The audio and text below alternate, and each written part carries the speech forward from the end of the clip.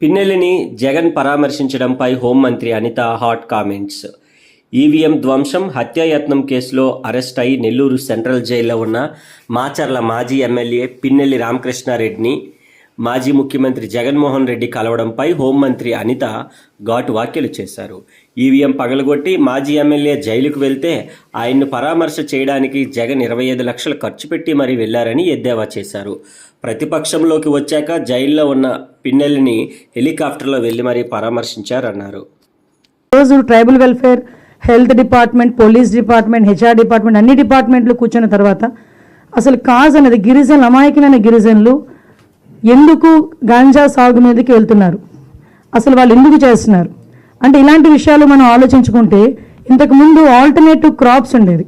Coffee plantation అని, ginger అని, turmeric అని ఇలా సపరేట్ ప్లాంటేషన్స్ ఉండేవి. కానీ వాటి సంగతి అంతా మనం ఒకసారి చూసుకుంటే వాటికి ఆల్టర్నేటివ్గా కాఫీ ప్లాంటేషన్స్ అవన్నీ కాకుండా డైరెక్ట్గా వాళ్ళు గాంజా పెంచడానికి కొంతమంది బయట నుంచి వచ్చి వాళ్ళకి డబ్బులు ఇచ్చి వాళ్ళని ప్రలోభ పెట్టి అది పెంచే కార్యక్రమం చేయటం మనందరం కూడా చూసాం. తర్వాత ఇప్పుడు ట్రైబల్ వెల్ఫేర్ మినిస్ట్రీ గారు కూడా వచ్చారు. అసలు గంజాయి విషయంలో ట్రైబల్స్కి సంబంధించి ఆల్టర్నేట్ క్రాప్స్ ఏమున్నాయి, ఎందుకు అలా చేశారన్నది అన్ని కూడా మేడం మనందరికీ కూడా వివరిస్తారు. అయితే విషయం ఏంటంటే పోలీస్ డిపార్ట్మెంట్, అదేవిధంగా మనకి ఎడ్యుకేషన్ డిపార్ట్మెంట్ ఇవన్నీ కూడా మనం చూసుకుంటే అసలు యాక్చువల్గా చిన్న పిల్లలు కూడా ఈరోజు గంజాయి డ్రగ్స్ తీసుకునే పొజిషన్కి దిగజారిపోయింది. ఇక్కడ విషయం ఏంటంటే నేను నా అబ్జర్వేషన్లోని కూడా కొంతమంది నేను నిపుణులతో మాట్లాడినప్పుడు ఏదైతే సెబ్కి ఇచ్చారు లాస్ట్ టైం, సెబ్కి సంబంధించి ఒక ఏర్పాటు చేసిన తర్వాత ఎక్సైజ్ డిపార్ట్మెంట్కి సంబంధించి ఒక 30%, మిగతా 70% స్టాఫ్ని తీసుకొచ్చి సెబ్కి వాళ్ళు అనుసంధానం చేస్తున్నారు. ఎప్పుడైతే సెబ్కి వాళ్ళు ఇచ్చారో సెబ్లో ఏంటంటే ఎస్పెషల్లీ గంజాయి ఒకటే కాకుండా శాండ్, లిక్కరు, మైన్ అన్నీ కూడా సంబంధించి వాళ్ళు చూసుకోవడమే కాకుండా గాంజాని సపరేట్గా వాళ్ళు చూసేకునే పరిస్థితి కనిపించలే. కాబట్టి ఇంకొక విషయం ఏంటంటే సెబ్ ఏర్పాటు చేసిన తర్వాత 2 years పాటు, అది కోవిడ్ టైంలోనా మామూలు టైంలోనా మనం ఒకసారి అబ్జర్వ్ చేసుకున్నా 2 years పాటు గాంజాయి డిస్ట్రాయేషన్కి ఎక్కడా కూడా పర్మిషన్స్ లేవు. కనీసం గాంజా ప్లాంటేషన్ డిస్ట్రాయ్ చేయడానికి కూడా సెబ్ వాళ్ళకి పర్మిషన్స్ ఇవ్వలే 2 సంవత్సరాలు. అంటే 2 సంవత్సరాల గాంజా ఎంత మేరకు పెరిగి ఉంటుందో మనందరం కూడా ఆలోచన చేసుకోవచ్చు. అంటే అటువంటి సిచ్యువేషన్ నుంచి ఈరోజు చిన్న పిల్లలకి 7 సంవత్సరాలు 8 సంవత్సరాలు స్కూల్లో చదువుకునే పిల్లలు కూడా గాంజా తీసుకునే పొజిషన్కి వచ్చేసారంటే అది ఆ ఇంపాక్ట్ ఎంతవరకు ఉంది, అట్ ద సేమ్ టైం ఆ సీరియస్నెస్ ఎంతవరకు ఉందని ప్రతి ఒక్కరు కూడా మనం కూడా ఆలోచన చేసుకోవాలి. దీనివల్లనే మేము లాస్ట్ టైం కూడా చెప్పాం, మనం జిల్లా లెవెల్లో టాస్క్ ఫోర్స్లు అప్పటికప్పుడు ఏర్పాటు చేసుకొని అప్పటికప్పుడు ఉన్న మెన్ను యూజ్ చేసుకొని టాస్క్ ఫోర్స్లో ఏర్పాటు చేసుకొని కొంతమంది చేస్తున్నారు. కానీ ఇప్పుడు గౌరవ మన డీసీపీ గారు మేమందరం కలిసి కూర్చున్న తర్వాత హోమ్ సెక్రటరీ గారు, అదేవిధంగా సిఐడి చీఫ్, అదేవిధంగా మన అందరికీ కూడా ఇంటెలిజెన్స్ వాళ్ళు అందరం కూర్చున్నాం, సెబ్ వాళ్ళు అందరం కూర్చున్నాం. ఇందాక కూర్చునేటప్పుడు ఈ యాంటీ నార్కోటిక్ టాస్క్ ఫోర్స్ అని చెప్పి ఒకటి ఏర్పాటు చేయడానికి ఈరోజు గవర్నమెంట్ నిర్ణయించుకుంది సబ్ కమిటీ ద్వారా. దీనికి సపరేట్గా ఒక ప్యాటర్న్ అంటే స్టాఫ్ ప్యాటర్న్ కూడా ఇవ్వడానికి సపరేట్గా ఒక ఐజీ లెవెల్, లేకపోతే మనకు ఐజీ లెవెల్ ఆఫీసర్ని ఒకరిని పెట్టడం, అదేవిధంగా కింద స్థాయిలో డిస్ట్రిక్ట్ స్థాయిలో కూడా ఒక ఎస్పీ లెవెల్ ఆఫీసర్ని పెట్టడం, వాళ్ళకి ఎలాంటి వర్క్ ఎండాస్ చేయాలో ఇవంతా ఫ్రేమ్ చేసి మీకు ఒక 10 daysలో ఈ యాంటీ నార్కోటిక్ టాస్క్ ఫోర్స్ అనేది లైవ్లోకి వచ్చేటట్టుగా చేయడానికి ఈరోజు పోలీస్ డిపార్ట్మెంట్, హోమ్ డిపార్ట్మెంట్ కూడా నిర్ణయం తీసుకోవడం జరిగింది. అదేవిధంగా ఇప్పుడు వాళ్ళతోనే అదే కాకుండా వాళ్ళకి సంబంధించిన పూర్తి రైట్స్ ఏ రకంగా చేయాలి, ఒక toll free number last time కూడా చెప్పాం. ఈ రోజు వరకు మీరు అబ్జర్వ్ చేసుకుంటే ప్రతి జిల్లాలోని కూడా ఎస్పీ లెవెల్ ఆఫీసర్స్ దగ్గర, సిపి లెవెల్ ఆఫీసర్స్ దగ్గర ఒక్కొక్క టోల్ ఫ్రీ నెంబర్స్ ఉన్నాయి. కానీ స్టేట్ లెవెల్లో ఒకే టోల్ ఫ్రీ నెంబర్ ఇవ్వడానికి ఈరోజు సిద్ధపడ్డాం. టోల్ ఫ్రీ నెంబర్ ఇచ్చి రివార్డు కూడా, అంటే వాళ్ళు పట్టించిన గంజాయి మోతాదుని బట్టి వాళ్ళకి రివార్డు ఇవ్వడానికి కూడా గవర్నమెంట్ ఈరోజు మన సబ్ కమిటీలో నిర్ణయం తీసుకోవడం జరిగింది. అది కూడా యాజ్ వెల్. జగన్ జైలుకు పోయే సమయం ఆసన్నమైంది. మంత్రి రాంప్రసాద్ రెడ్డి. జగన్ మరోసారి జైలుకు పోయే సమయం ఆసన్నమైందని ఏపీ రవాణా శాఖ మంత్రి అన్నారు. మంగళగిరిలోని పార్టీ కేంద్రాలయంలో ఏర్పాటు చేసిన మీడియా సమావేశంలో ఆయన మాట్లాడుతూ నెల్లూరులో జగన్ చేసిన వ్యాఖ్యలపై తీవ్రంగా స్పందించారు. 5 ఏళ్లలో జగన్ చేసిన పాపాలే అతడి వెంటాడుతున్నాయని అన్నారు. అధికారం చేపట్టిన 21 రోజుల్లోనే చంద్రబాబు ఏమి చేయలేదని జగన్ అనడం విడ్డూరంగా ఉందని అన్నారు. జగన్మోహన్ రెడ్డి అనే వ్యక్తి నెల్లూరులో ఉన్న మాజీ శాసనసభ్యుడు, అలాగే గత ఎన్నికల్లో ఎన్నికల నియమావళిని ఉల్లంఘించి పోలింగ్ బూత్లోకి చొరబడి అక్కడున్న ఈవీఎంను పగలగొట్టిన కేసులో ముద్దాయి అయిన పిన్నెల్లి రామకృష్ణారెడ్డి అనే అతన్ని పరామర్శించేదానికి ఈరోజు నెల్లూరు జైలుకు వెళ్ళడం జరిగింది. నేను మీ దృష్టికి కొన్ని విషయాలు తీసుకోబోదలిచాము. ఎందుకంటే మాజీ ముఖ్యమంత్రి హోదాలో ఈరోజు మీరు ఆ జైలు పర్యటనకు వెళ్ళారు. అక్కడ మీరు పరామర్శించింది కేవలం మీ మాజీ ఎమ్మెల్యేనే కాదు, ఎంతో పవిత్రమైన వ్యవస్థ ఎలక్షన్ కమిషన్ అనేది రాజ్యాంగబద్ధంగా భారతదేశంలో ఎన్నో సంవత్సరాలుగా నిష్పక్షపాతంగా ఎన్నికలు నిర్వహించే కార్యక్రమంలో ఎక్కడా లేని విధంగా అవకతవకలు జరిగిన నియోజకవర్గం ఏదైనా ఉందంటే అది మాచర్ల. గత 4 పర్యాయాలు అక్కడ శాసనసభ్యుడిగా ఉన్న ఈ రామకృష్ణారెడ్డి అనే అతను మొన్న ఎన్నికల్లో బూతులేకి చొరబడి ఈవీఎం బాక్స్ను పగలగొట్టి, అదే కాకుండా అక్కడ తెలుగుదేశం పార్టీ ఏజెంట్గా ఉన్న శేషగిరిరావు అనే అతను అడ్డుపడితే ఆయన మీద కూడా దాడి చేయడం జరిగింది.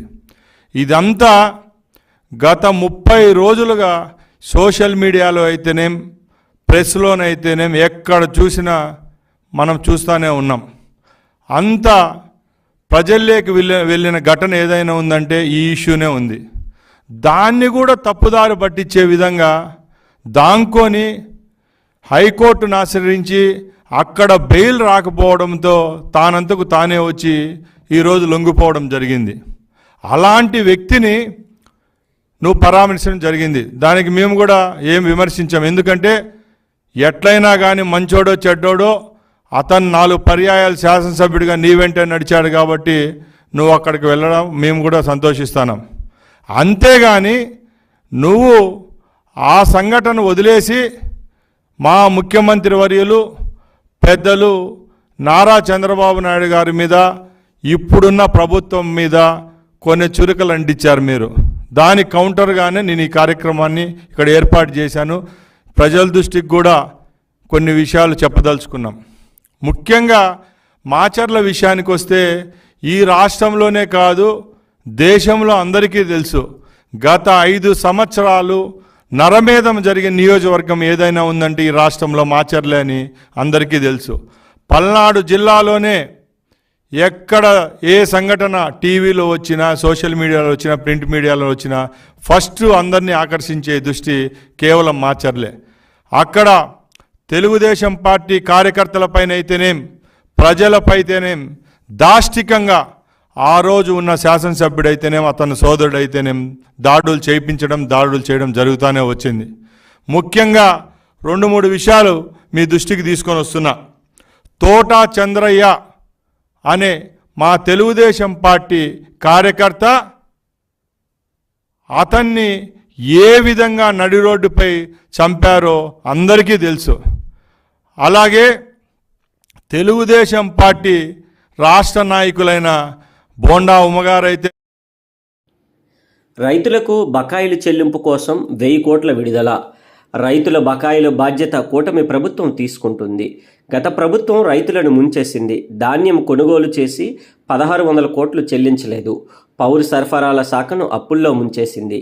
వైసీపీ హయాంలో రేషన్ మాఫియా రాజ్యమేలింది. కాకినాడ పోర్టు అడ్డాగా ద్వారంపూడి కుటుంబం అవినీతికి పాల్పడింది. పేదలు పట్టుకొట్టి దోచుకున్న ఏ ఒక్కరిని వదిలిపెట్టాం. భవిష్యత్తులో ప్రజా పంపిణీ వ్యవస్థను సమూలంగా ప్రక్షాళన చేస్తాం.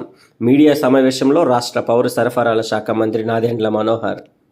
ప్రతి సంవత్సరం మేము చేస్తున్న కార్యక్రమాల్లో కూడా వీళ్ళు తలదూర్చి అన్యాయంగా 36,300 కోట్ల రూపాయల రుణాలు చేసి డబ్బు ఇవ్వాల్సిన రైతుకు కూడా చివరికి ఆదుకోకుండా మోసం చేసి 1659 కోట్ల రూపాయలు బకాయిలు వదిలేసి వీళ్ళు వెళ్ళిపోయారు.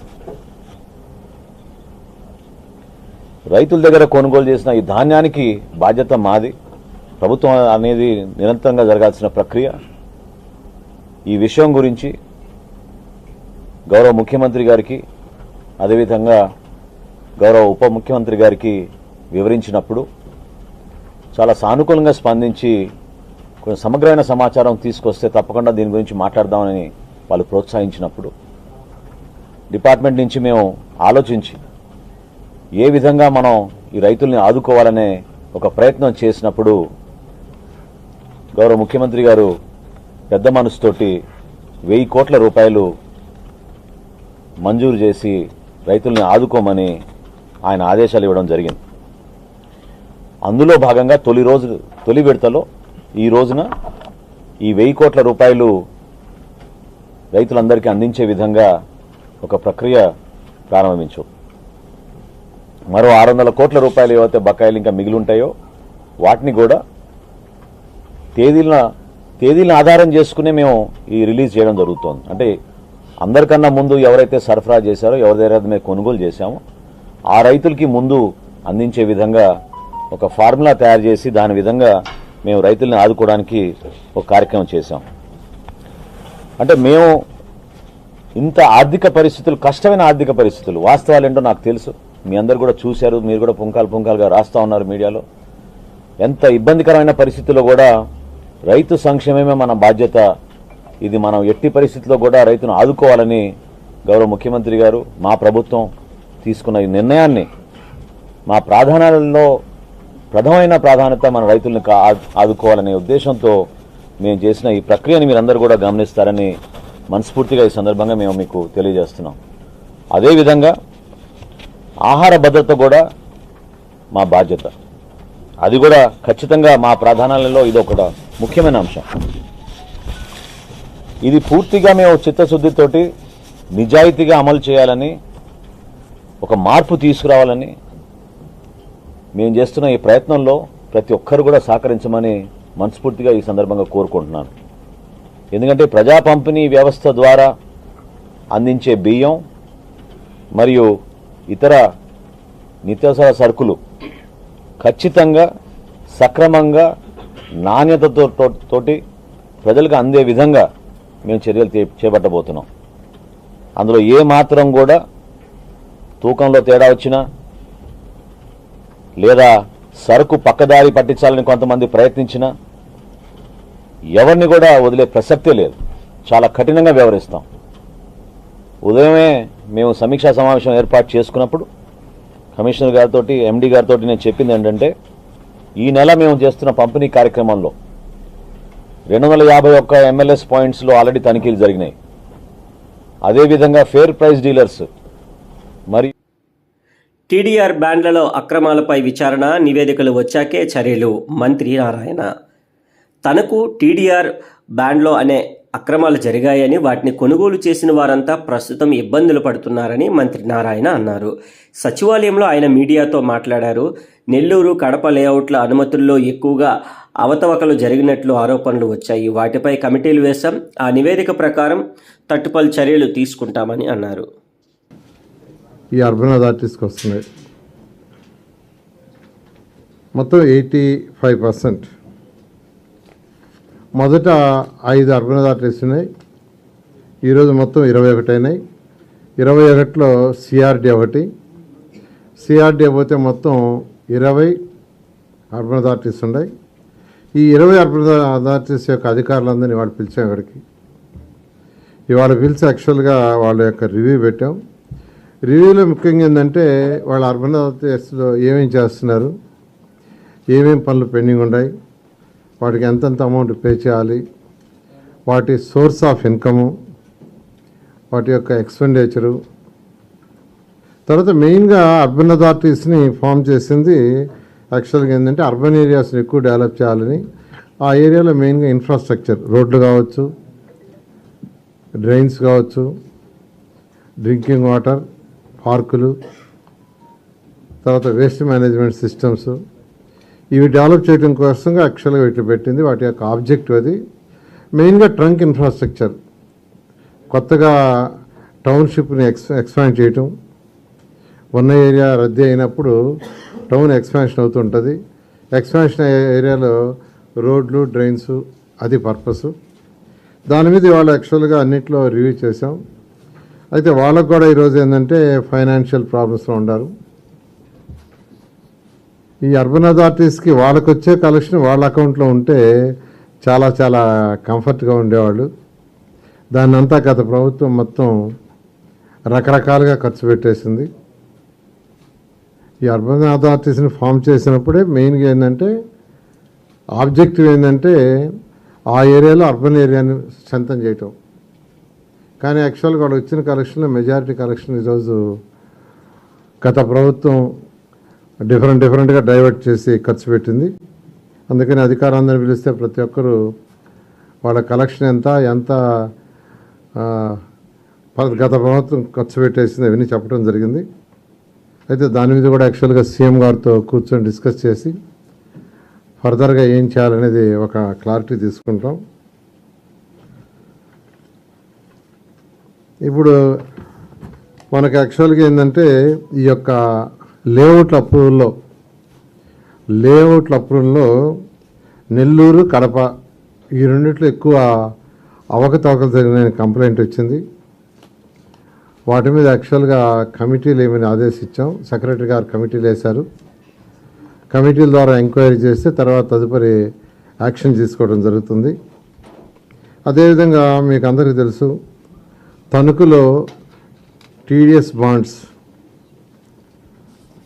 చాలా అవకతవకలు జరిగినాయని, కేవలం 36 కోట్లు ఎంతో బాండ్స్ ఇవ్వాల్సి ఉంటే అది 700 చిల్లర కోట్ల దాకా ఇచ్చారని ప్రిలిమినరీగా వచ్చింది. ఆ రిపోర్ట్ కూడా యాక్చువల్గా వచ్చింది. దాని మీద యాక్చువల్ రేపు డీటెయిల్గా డిస్కస్ చేసి మీ అందరికీ తెలియజేయడం జరుగుతుంది. అంటే 36 కోట్లు ఎక్కడ, 700 చిల్లర కోట్లు ఎక్కడ, అసలు దానికి లిమిట్. వైఎస్ఆర్ 75వ జయంతిని ఘనంగా నిర్వహించాలి. రాష్ట్ర వ్యాప్తంగా పెద్ద ఎత్తున సేవా కార్యక్రమాలు. మాజీ మంత్రి పేర్ని నాని. దివంగత మహానేత వైఎస్ రాజశేఖర రెడ్డి స్ఫూర్తితో ముందుకెళ్తాం. మా పార్టీ ఆలోచనలకు, ఆశయాలకు పునాది వైఎస్ఆరే. అభివృద్ధిని అందరికీ పంచాలన్న వైఎస్ఆర్ కలలే మా లక్ష్యాలు. వైఎస్ఆర్ కాంగ్రెస్ పార్టీ అధ్యక్షులు, మాజీ ముఖ్యమంత్రి వైఎస్ జగన్ ఆలోచన మేరకే ఈ సేవా కార్యక్రమాలు. వైఎస్ఆర్ కాంగ్రెస్ పార్టీ జీవం పార్టీ ఆశయాలకు పునాదిగా ఉన్నటువంటి రాజశేఖర రెడ్డి గారి యొక్క ఆలోచన విధానమే కారణంగా ఇన్ని సంవత్సరాలుగా ప్రజల్లో మమేకమై ప్రజాసేవకి నడుంకట్టినటువంటి ప్రతి వైఎస్ఆర్ కాంగ్రెస్ పార్టీ కుటుంబ సభ్యుడు కూడా రేపు అందరికీ కూడా వైఎస్ఆర్ కాంగ్రెస్ పార్టీ ప్రతి కుటుంబ సభ్యుడికి జూలై 8వ తారీఖు అనేది ప్రత్యేకమైన దినం. ఆ రోజు దివంగత ముఖ్యమంత్రి రాజశేఖర రెడ్డి గారి 75వ జయంతి సందర్భంగా వైఎస్ఆర్ కాంగ్రెస్ పార్టీ రాష్ట్ర వ్యాప్తంగా పెద్ద ఎత్తున సేవా కార్యక్రమాలు చేయాలని చెప్పని, ఏ మహనీయుడి స్ఫూర్తితో అయితే వైఎస్ఆర్ కాంగ్రెస్ పార్టీ ఆరంభించబడిందో అదే స్ఫూర్తిని కొనసాగిస్తూ మళ్లీ పునరంకితం అవుతూ స్వచ్ఛంద సేవా కార్యక్రమాలు చేయాలని చెప్పని, రక్తదానము చేయటమో లేదా ఏదన్నా స్కూల్లో పిల్లలకి పుస్తకాలు అందించటమో ఇలాంటి, లేదా ఏదన్నా కాలనీల్లో లేదా రహదారుల పక్కన చెట్లు నాటమో ఇట్లాంటి సేవా కార్యక్రమాలు ఎంచుకుని చేయవలసిందిగా వైఎస్ఆర్ కాంగ్రెస్ పార్టీ కుటుంబ సభ్యులందరికీ కూడా వైఎస్ఆర్ జగన్మోహన్ రెడ్డి గారు నిర్ణయం తీసుకోవడం జరిగింది. కాబట్టి ప్రతి ఒక్కరూ కూడా మన రాష్ట్ర అధ్యక్షులు జగన్మోహన్ రెడ్డి గారి ఆలోచన మేరకు ప్రతి వైఎస్ఆర్ కాంగ్రెస్ పార్టీ కుటుంబ సభ్యుడు కూడా స్వచ్ఛంద సేవా కార్యక్రమాల్ని జూలై 8 దివంగత ముఖ్యమంత్రి రాజశేఖర రెడ్డి గారి జయంతి ఉత్సవం సందర్భంగా ఆచరించాలని చెప్పని ప్రతి ఒక్కరిని కూడా కోరుకుంటూ, అలాగే రాజశేఖర రెడ్డి గారి యొక్క జయంతి ఉత్సవం ద్వారా స్వచ్ఛంద సేవా కార్యక్రమాలను చేస్తూ ప్రజలకి పనికొచ్చే కార్యక్రమం చేస్తూ మరొకసారి ఆ మహనీయుడి యొక్క ఆశయాల్ని, ఆయన రాజకీయాల్లో ఆయన జీవించిన తీరుని స్మరించుకుంటూ మరొకసారి గుర్తు చేసుకుని పునరుత్తేజంతో పనిచేయడానికి ప్రజాసేవ చేయడానికి అడుగులు వేస్తామనేది ఆ రోజు ప్రతి ఒక్కరం భావించి ఆ కార్యక్రమాలు చేయమని చెప్పని వైఎస్ఆర్ కాంగ్రెస్ పార్టీ తరఫున ప్రతి ఒక్క కుటుంబ సభ్యుడిని కోరటం జరుగుతుంది.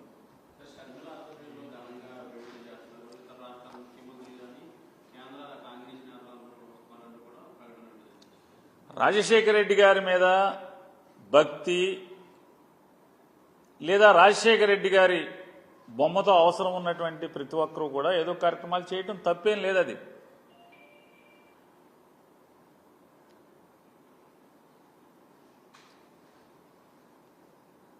కాబట్టి అది ఈరోజు అంటే 70వ జయంతి జరిగే సందర్భంలో దాని గురించి ప్రస్తావించడం కంటే ఖచ్చితంగా ఆ మహనీయుడిని స్ఫూర్తిగా పొంది ఏర్పాటు చేయబడినటువంటి ఈ పార్టీ జెండా మోస్తున్నటువంటి ప్రతి ఒక్కరూ కూడా ఆ స్ఫూర్తితో రాజశేఖర రెడ్డి గారి పేరు స్మరించుకుని 8వ తారీఖున ప్రజా ఉపయోగ కార్యక్రమాలు, స్వచ్ఛంద సేవ కార్యక్రమాలు చేయాలని చెప్పని జగన్మోహన్ రెడ్డి గారు ఆదేశాలు జారీ చేయడం జరిగింది. ఏమంటే ఇంకా తెలుగుదేశం పార్టీ, జనసేన పార్టీ 8న ప్రపంచవ్యాప్తంగా వైఎస్ఆర్ జయంతి వేడుకలు. ఈ నెల 8న ప్రపంచవ్యాప్తంగా దివంగత మహానేత వైఎస్ రాజశేఖర రెడ్డి జయంతి వేడుకలు ఘనంగా నిర్వహిస్తామని వైఎస్ఆర్సీపీ నాయకుడు మాజీ మంత్రి గుడివాడ అమర్నాథ్ తెలిపారు. గురువారం ఆయన వైఎస్ఆర్సీపీ కార్యాలయంలో పార్టీ ముఖ్య నాయకులతో సమావేశం నిర్వహించారు. వైఎస్ఆర్ జయంతి వేడుకల నిర్వహణపై చర్చించారు. అనంతరం గుడివాడ అమర్నాథ్ మీడియాతో మాట్లాడుతూ ఎన్నికల ఫలితాలపై ఇప్పటికే వైఎస్ జగన్ సమీక్ష మొదలుపెట్టారని, నియోజకవర్గ స్థాయిలో నాయకులతో సమావేశాలు పెట్టే ఆలోచన అధిష్టానం చేస్తుందని తెలిపారు. ప్రజల పక్షాన ఎప్పుడు వైఎస్ఆర్సీపీ నిలబడుతుంది. ప్రజలకు అండగా వైఎస్ జగన్ నిలబడతారు. వాలంటరీ వ్యవస్థ వల్ల ప్రజలకు మేలు జరిగిందని అమర్నాథ్ అన్నారు. కార్యక్రమాలు, ఆయన విగ్రహాలకి పూలమాలలు వేసి నివాళులర్పించేటువంటి కార్యక్రమాలు, వివిధ సేవా కార్యక్రమాలు జిల్లా వ్యాప్తంగా, ప్రపంచవ్యాప్తంగా జరుగుతున్నప్పటికీ, రాష్ట్ర వ్యాప్తంగా కూడా పెద్ద ఎత్తున జరుగుతున్నప్పటికీ, విశాఖపట్నం జిల్లా వ్యాప్తంగా కూడా ప్రతి డివిజన్లో కూడా ఉన్నటువంటి 98 డివిజన్స్ కానివ్వండి, లేదా పెందుర్తి మిగిలినటువంటి 3 మండలాలు, భీమిలి నియోజకవర్గంలో ఉన్నటువంటి 3 మండలాలు, అన్ని ప్రాంతాల్లో కూడా ఘనంగా రాజశేఖర రెడ్డి గారి జయంతి కార్యక్రమాలు నిర్వహించాలని చెప్పి ఈరోజు సమావేశాన్ని ఏర్పాటు చేయడం, పెద్దలందరూ కూడా విచ్చేయడం, ముఖ్య నాయకులు, కార్పొరేటర్లు, వివిధ హోదాల్లో ఉన్నటువంటి పార్టీ నాయకత్వం అంతా కూడా ఈరోజు రావడం జరిగింది. వచ్చినప్పుడు కూడా అనేక విషయాలు, ఎందుకంటే నేటికి ఎన్నికల ఫలితాలు వచ్చి నెల రోజులు పూర్తయినటువంటి తరుణంలో పార్టీ కూడా జగన్మోహన్ రెడ్డి గారి నాయకత్వంలో రానటువంటి కాలంలో ఏ రకంగా కార్యాచరణ రూపొందించాలి, మొన్న వచ్చినటువంటి ఫలితాలు, దానికి గల కారణాలు, జరిగినటువంటి పొరపాట్లు ఏంటి అనేటువంటివి కూడా సమీక్షించుకోవాల్సినటువంటి అవసరం పార్టీ మీద ఉంది. దానికి సంబంధించి కూడా పెద్దలు, పార్టీ అధ్యక్షులు జగన్మోహన్ రెడ్డి గారి నేతృత్వంలో ఇప్పటికే పార్టీ నాయకత్వం అంతా కూడా వారిని ఎప్పటికప్పుడు వారిని కలుస్తూ ఉంది, వారి అభిప్రాయాలు తెలియజేసేటువంటి కార్యక్రమం చేస్తూ ఉన్నారు. నిన్ననే జగన్మోహన్ రెడ్డి గారు కూడా విజయవాడ రావడం, ఈరోజు నెల్లూరు పర్యటనకి వారు వెళ్ళడం, మా పార్టీ మాజీ శాసనసభ్యుల్ని వారిని కలవడానికి వెళ్తూ ఉన్నారు. అలాగే వచ్చే వారం నుంచి కూడా పార్టీ నాయకత్వాన్ని కూడా ఎక్కడికక్కడ కలిసి పార్టీ పెద్దల తాలూకా ఆలోచన కూడా ప్రతి జిల్లాలో కూడా కొన్ని సమావేశాలని, విస్తృత స్థాయి సమావేశాలు నియోజకవర్గ స్థాయిలో నిర్వహించి వారితో నేరుగా జగన్మోహన్ రెడ్డి గారు చర్చించేటువంటి దాన్ని కూడా కార్యక్రమాలు రూపొందిస్తే బాగుంటుంది అనేటువంటి ఒక అభిప్రాయాన్ని పార్టీ నాయకత్వం కూడా ఆలోచన చేస్తూ ఉంది. సో డెఫినెట్గా రానున్నటువంటి కాలంలో ప్రజల పక్షాన, ఎందుకంటే ఇప్పుడు గడిచినటువంటి నెల రోజులు ప్రభుత్వం పరిపాలన గురించి కానీ లేదా ఇతర అంశాల గురించి ఇప్పుడు మాట్లాడడం అనేటువంటిది సమంజసం కాదు. వారికి ఇంకో మరో 4-5 నెలలు కాస్త హనీమూన్ పీరియడ్ అనేటువంటిది వారికి ఇవ్వాల్సినటువంటి బాధ్యత ప్రతి ఒక్కరి మీద ఉంది. కానీ ఎక్కడికక్కడ ప్రజల తరపున ప్రజల పక్షాన ఎప్పుడు ఏ పొరపాటు చేసినా దాన్ని ప్రశ్నించేటువంటి బాధ్యత ప్రజల పక్షాన వైఎస్ఆర్ కాంగ్రెస్ పార్టీ తీసుకుంటుంది జగన్మోహన్ రెడ్డి గారి నాయకత్వంలో. ఎట్టి పరిస్థితుల్లో ప్రజాస్వామ్యం ప్రపంచంలోనే అతిపెద్ద ప్రజాస్వామ్యం కలిగినటువంటి దేశంలో ఉన్నాం. ప్రజల తాలూకా తీర్పుల్ని గౌరవించాల్సినటువంటి బాధ్యత, మళ్ళీ తిరిగి ప్రజల తాలూకా మన్నలను సంపాదించి మళ్ళీ జగన్మోహన్ రెడ్డి గారి నాయకత్వాన్ని రాష్ట్రానికి అందించేటువంటి బాధ్యతను తీసుకునే